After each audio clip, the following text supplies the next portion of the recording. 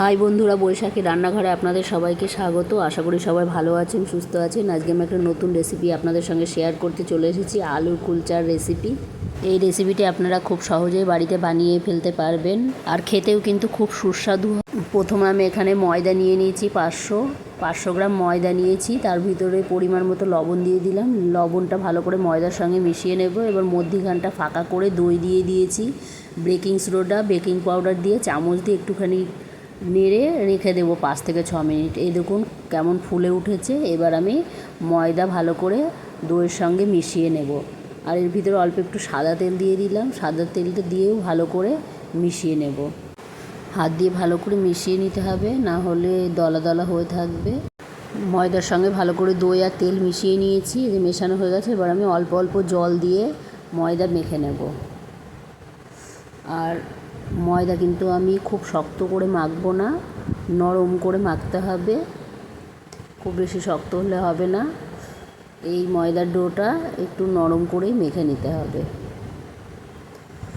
এই যে আমার প্রায় মাখা হয়ে গেছে, এই দেখুন মাখা হয়ে গেছে। এর উপর আমি একটু সাদা তেল দিয়ে আবারও ভালো করে অনেকক্ষণ ধরে মেখে নেব। আর এই দেখুন কত নরম হয়েছে। ডোটা কিন্তু খুবই নরম করতে হবে। এবার আমি ঢাকা দিয়ে রেখে দেবো আধ ঘন্টার জন্য। এবার আলুর পুর বানিয়ে নেব। আলুগুলো সিদ্ধ করে নিয়েছি, আর এখানে আদা কুচি নিয়েছি, লঙ্কা কুচি নিয়েছি, আর গাজর খোসা ছাড়িয়ে গ্রেটারের সাহায্যে গ্রেট করে নিয়ে অন্য সবজিও দিতে পারেন। এই যে আলুগুলো আমি খোসা ছাড়িয়ে নিয়েছি, এবার এই যে গ্রেটারের সাহায্যে গ্রেট করে নিচ্ছি, তাহলে বেশি মিহি হবে। না হলে হাত দিয়েও মাখা যাবে, কিন্তু হাত দিয়েও মাখলে আবার দলা দলা হয়ে থাকে। এই যে আমি লঙ্কা কুচি দিয়ে দিলাম, আদা কুচি দিয়ে দিলাম, পেঁয়াজ কুচি দিয়ে দিলাম, গরম মশলা দিয়ে দিলাম, পরিমাণ মতো লবণ দিয়ে দিলাম, দিয়ে ভালো করে হাত দিয়ে মেখে নেব। এই যে এর ভিতরে এবার আমি ধনেপাতা কুচি দিয়ে দিলাম, ধনেপাতা কুচি দিয়ে আবার ভালো করে মেখে এবার রেখে দেবো। আমার আলুর পুরটা পুরো রেডি হয়ে গেছে। এই যে একদম কমপ্লিট হয়ে গেছে আলুর পুরটা। এবার আমি ময়দার ডোটা খুলে নিয়েছি। এবার এর ভিতর থেকে আমি লেচি কেটে নেব। খুব ছোট করব না, আবার খুব বড়ও করব না, এই যে মিডিয়াম রেখে লেচি কেটে নেব।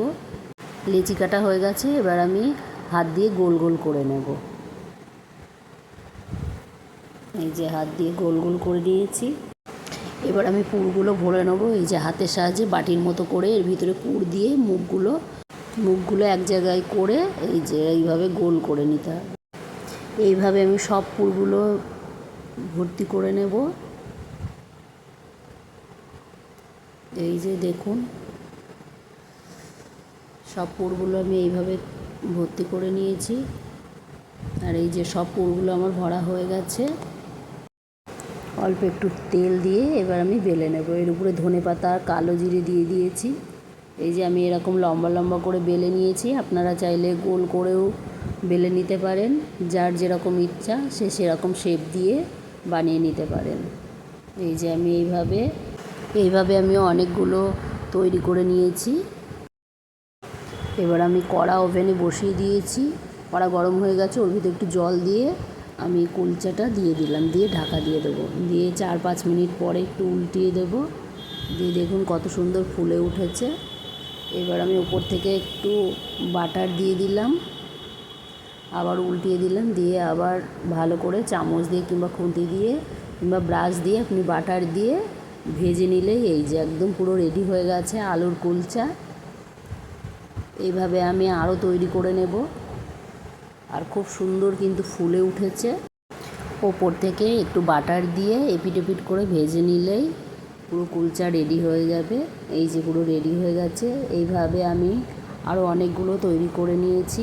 এই যে দেখুন কত সুন্দর কুলচা তৈরি হয়ে গেছে। এই রেসিপিটি আপনাদের যদি ভালো লেগে থাকে একটা লাইক, কমেন্ট এবং প্রচুর শেয়ার করবেন।